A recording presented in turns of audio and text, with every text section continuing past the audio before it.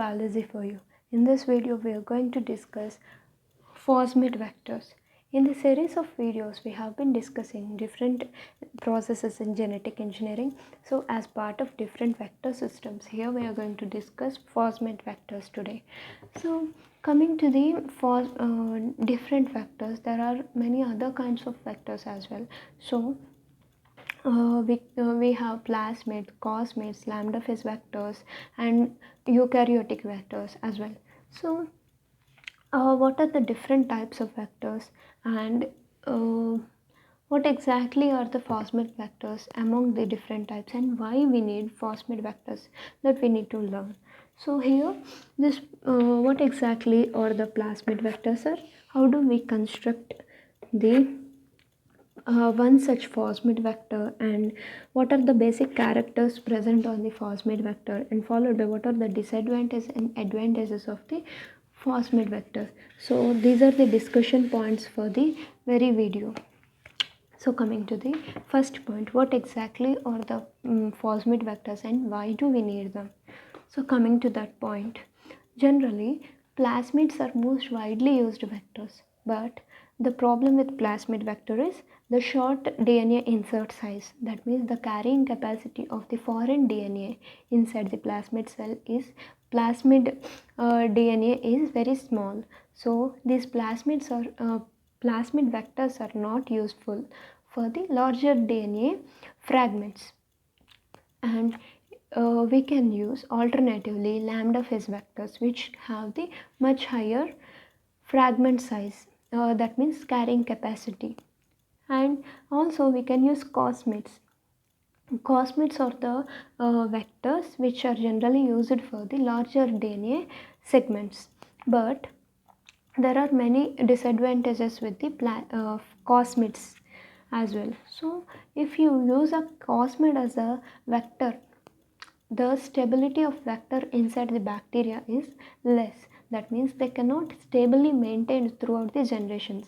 So these cosmid vectors having high copy number and high efficiency of the transformation, but the problem with cosmid vectors is that they eventually lost inside the bacteria, and they will not be stably maintained for further generations. So when the bacteria go for reproduction and clone it into a colony, then the cosmid vector may be lost. So eventually, if the cosmid vector is lost, the target DNA inside the bacteria will also be lost. So that is the basic disadvantage while we are using the cosmid vectors. So cosmid vectors generally used for the larger DNA segments, but up to 40 kb, but they are unstable. So if we want to prepare a genomic DNA library, so generally for genomic DNA library, the genomic DNA, maybe a eukaryote or a prokaryote, will be broken into large pieces, and each piece of DNA will be inserted into different vectors, cloning vectors, and everything will be cloned and multiplied, and that is present in the bacteria. Inside the bacteria will also be multiplied. Hence every gene will be represented by a clone, that means number of copies that will be produced into very high number of the copies that will be copied. So by that genomic DNA, for the whole genomic DNA, every gene will be copied into number of times, so and maintained in the bacterial cells, bacterial colonies, individual bacterial colonies.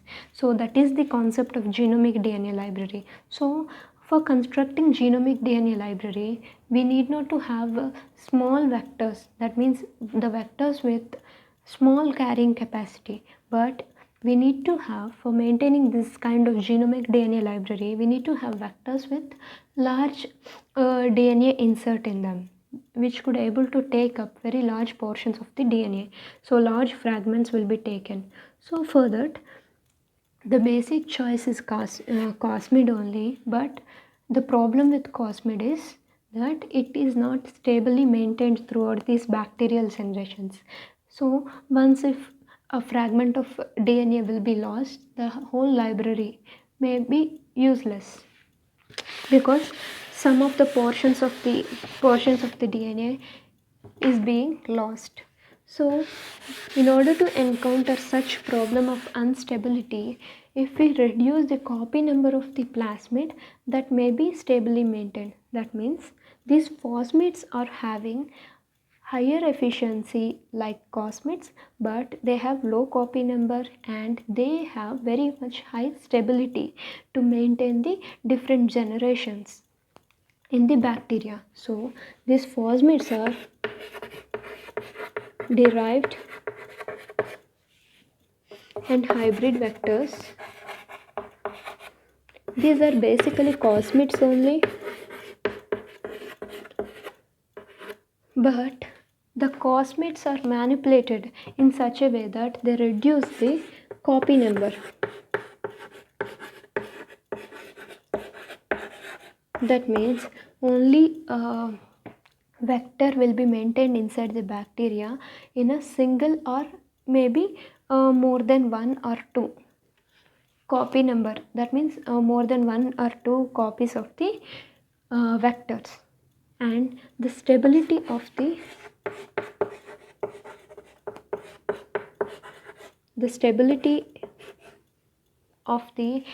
vector will be increased into high fold, and followed by in the cosmids generally, in the phosmids, here we are going to use cosmid vector along with the origin of replication obtained from F1 plasmid. So what is F1 plasmid? The plasmid having, so F1 plasmid is a such plasmid which have the segregation ability. That means it transfers its plasmid to the bacteria which don't have the F factor. This kind of plasmid. That means it can self transfer from one bacteria to the other bacteria due to the presence of F plasmid. So these F plasmids have the self transformation ability, and these F plasmids have origin of replication in such a way that they regulate their own replication. That means the low copy number of the plasmid will be maintained. So due to the presence of F1 origin, that is the origin taken from the type of F1 plasmid. So due to the presence of F1 plasmid origin, the copy number of the plasmids will be reduced. That means it cannot produce more than one or two copies of the plasmids. The replication of plasmid is tightly regulated due to the presence of F1 origin. So this is the basic construct of the phosmid vector. That means coming to the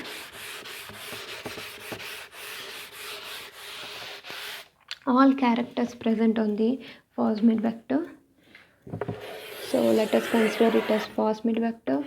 This is double stranded plasmid which is up to 8 kilobase pairs, and as we already discussed, it is a type of cosmid.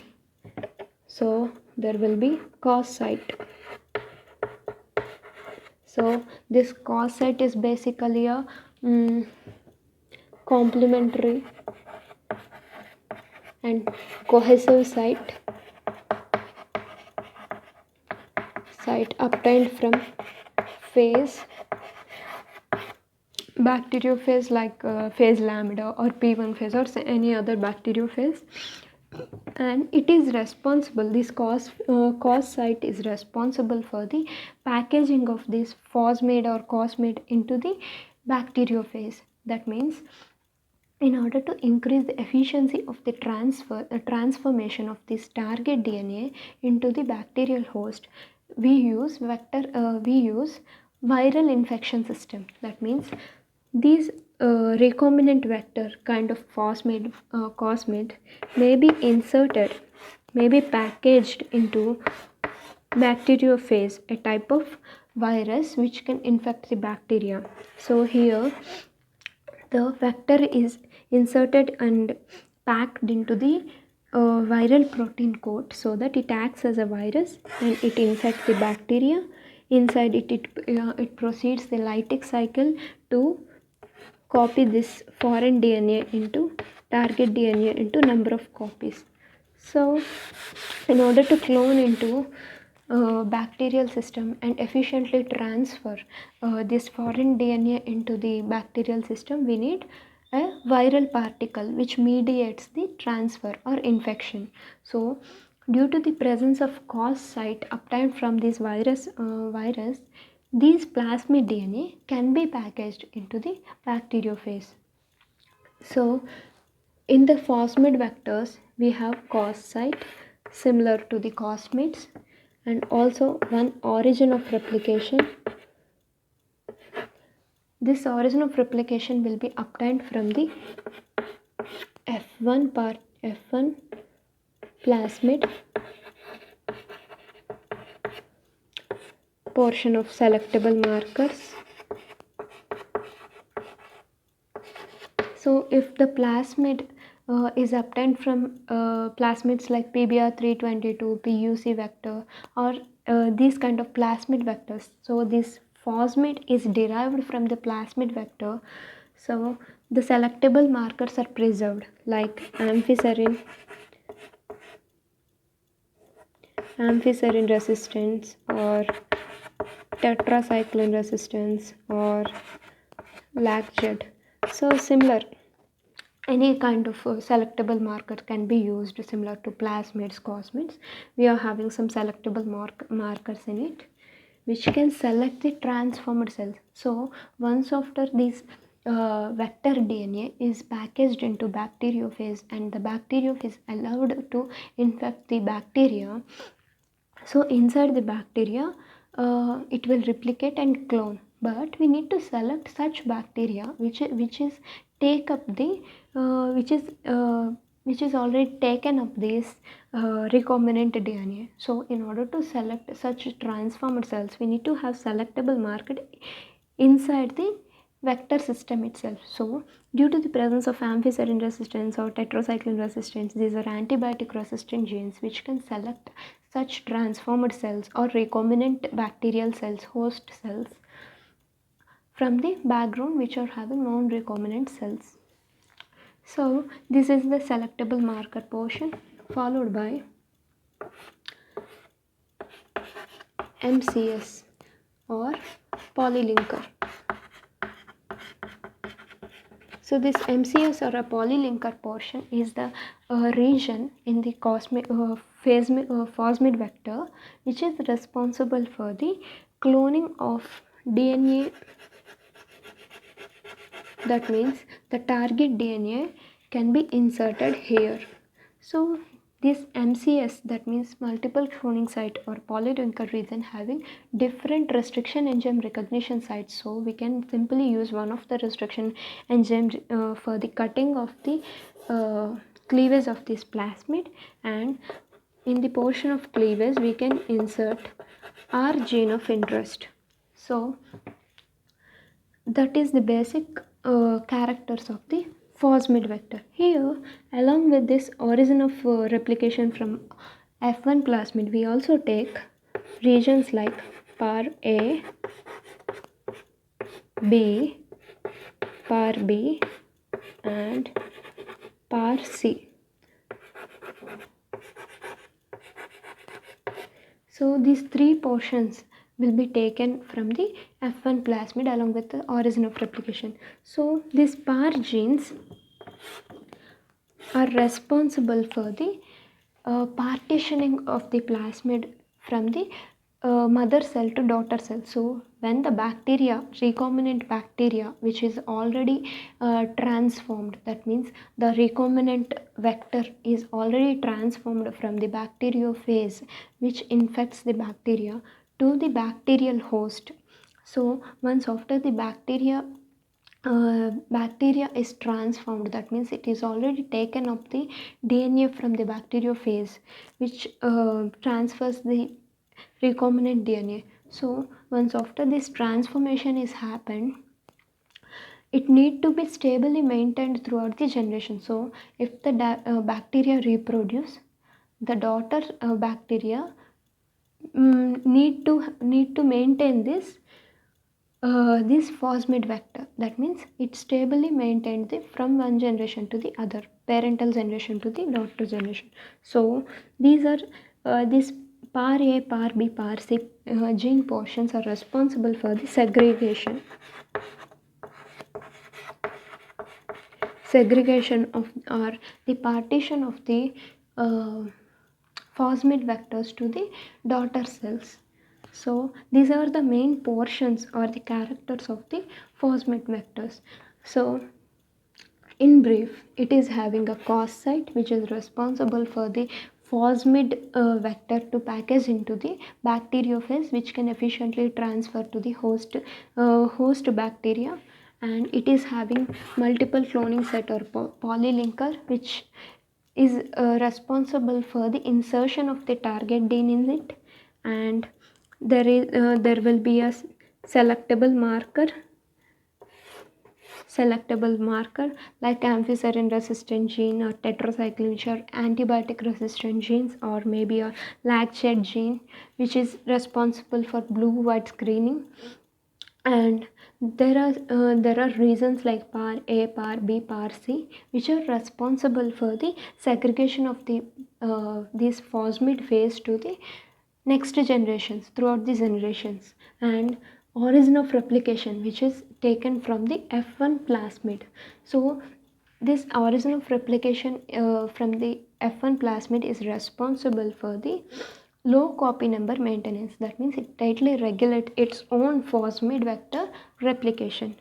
So due to these characters, these phosmid vectors are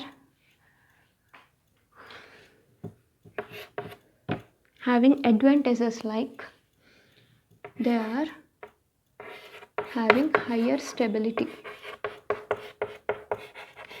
So they are stably maintained throughout the generations. They are having low copy number,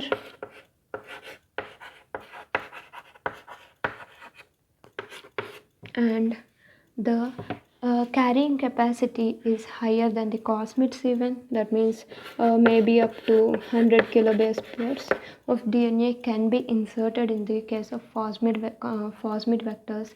And due to all these character stable maintenance and the low copy number, these phosmids are very much useful in genomic DNA library preparation. That means in order to stably maintain different portions of the genes present in the genomic DNA, here we are going to use these phosmid vectors. So due to the use of phosmid vectors, the gene of insert, that is the genes taken from the genomic DNA. For the genomic DNA library construction, these all gene fragments obtained from genomic DNA will be stably maintained, and due to the presence of par from one generation to the next generation, this will be segregated to the daughter cells. So these are the basic advantages of the phosmid vectors.